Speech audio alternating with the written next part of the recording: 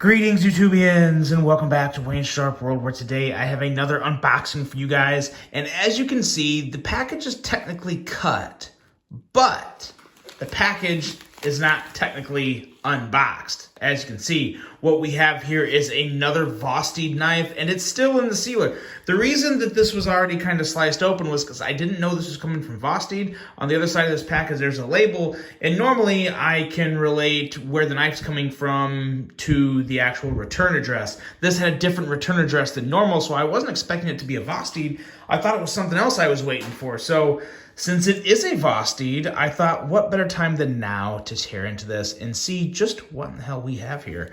Because it's been a very long time since I have been disappointed by a Vosteed. So let's tear into it with the gator, ever so delicately with just the tip. Putting the tip in nice and softly and gently. And we're still just talking about unpackaging a knife, so keep your minds out of the gutters, people. Let's see what we got here. Let's see here. This could very well be the year of Vosteed. As of right, last year was definitely the year of Kaiser. Last year was 100% the year of Kaiser. This year is shaping up to be the year of Vosteed, or maybe the year of CJRB/Artisan Cutlery. They have a lot of good things going on, but Civivi and Kaiser are still both bringing the heat as well. So it's just a really, really super massive competitive year in the knife industry, especially under that $100 category. There's a lot of players in the game this year, making it out to be a great year. And let's see here. Let's see what we have here. Is that gonna... No, that didn't tell anything. Usually there is like a sticker of something, and I thought maybe that would give it away. But we are still left to wonder until we open it. And oh boy, what is this? It's another... Oh, okay. This is the new gator. This is another gator. 1 second here. Okay, I can confirm this one does not... That was so weird. I think I said at one point when I was talking about this gator, there was something about the micarta on this that kind of smelled a little funky to me. Like it literally kind of smelled like feet. Got that fixed, not a problem anymore. Not the case with this one. This one does not smell. So there you go. And look at that blade outline from it being closed like this. Such a quite a unique blade profile there. Let's clear everything up, get some stuff out of the way here.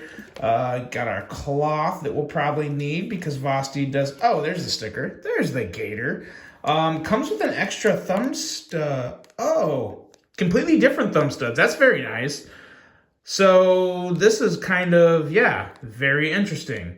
So it looks like this is just like a filler for now, and whether you want to use that, okay, we're gonna play around with that here in a second. Let's see here. Let's clear some stuff out of the way. Getting myself all jammed up here. Okay, got the nice tin and everything off to the side. Let's move this off to the side for now, and let's give this a flip. Ooh, that is a quite the Warncliffe there. Let's wipe off some of that oil and just take a look at what we got here. This one here, as you can see, is satin compared to the other blade being kind of like that acid wash here.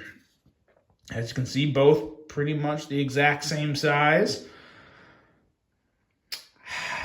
I think I kind of like this blade shape better, but let's check something here. I'm really curious about this, about just what that is. Let's check the front flipping action here. Front flipping action is still good. Still very easily for such a big knife. Oh, that is nice.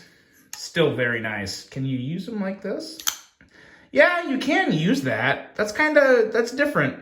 I don't really dislike it or like it. I like the fact that they sent the thumb studs. I think I will definitely be putting those on. Yeah, I will 100% be putting those on. Oh, but there's no...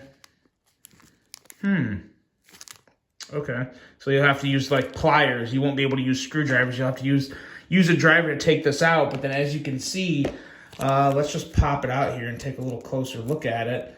You're gonna need to use just like pliers to tighten them because there is no tip end at the end of these thumb studs, which will actually probably look nice once you get it all totally on. You'll just have to really use your fingers to tighten it, and maybe like some blue Loctite or something. But yeah, nice big thumb studs. They actually sent you the right thumb studs for the job for this knife. I'm definitely going to be putting these on this knife. I actually don't have a driver with me. I left that upstairs. I was working on another knife, or I would do it right here, right now.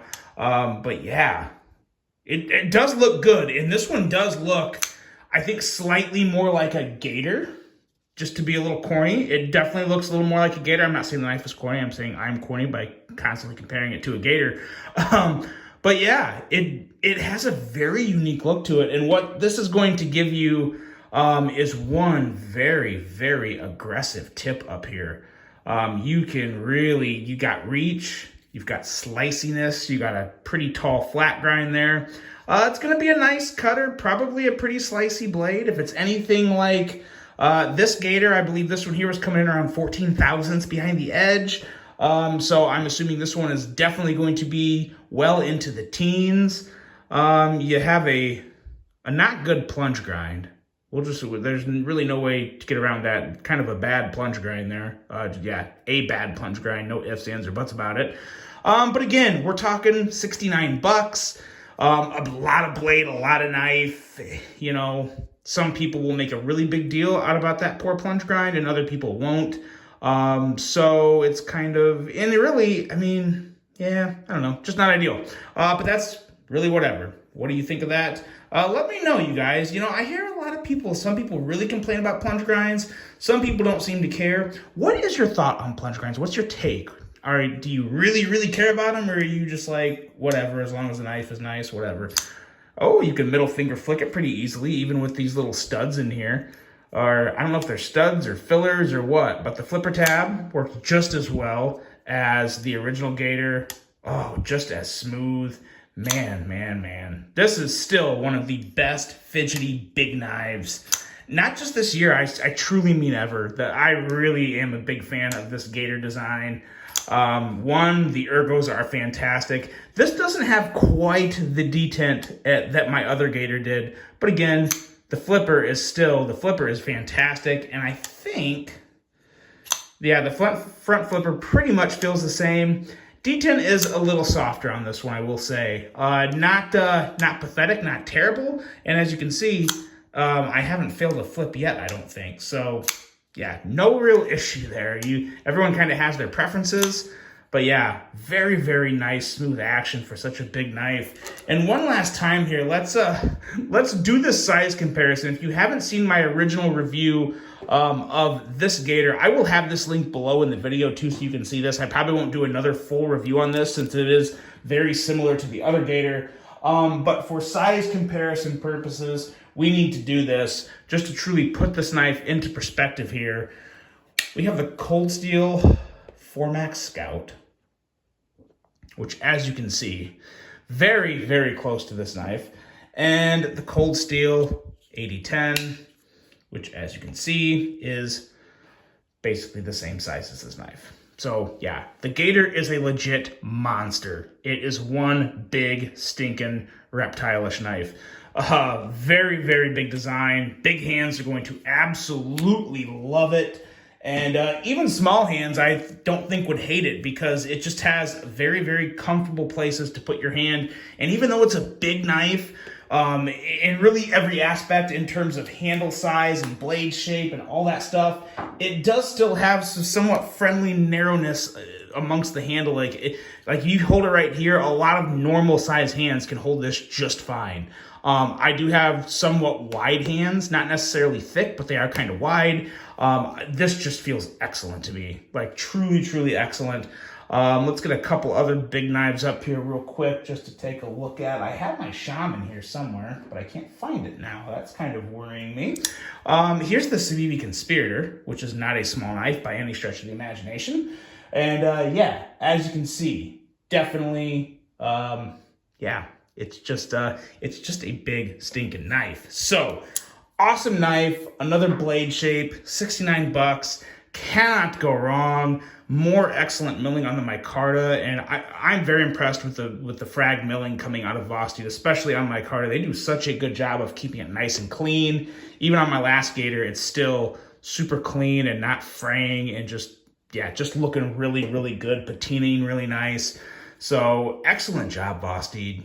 I would like to see one more blade shape with this. I don't know what it would be, but I think one more blade shape would be fun, and maybe even do one with like contoured handles, like contoured micarta. That would be sweet, but who knows? I'm really excited to see what Vosteed has coming up next, because so far, it's been a very, very, very impressive year from them and a couple other budget manufacturers. So it's going to be it's neck and neck to the line. I'm really excited to see how my Knife of the Year awards shake out and see just where all these models wind up, because it's going to be very hard come the end of the year to decide who is actually in the top 3 of each price category. You could very well see one of these Gators there. Let me know what you guys think of this model. And again, if you haven't chimed in already on the rise of Vosteed this year, let me know what you think about them. Really hope you guys enjoyed this one. Hope you have a great rest of your day. And until the next one, I'm out.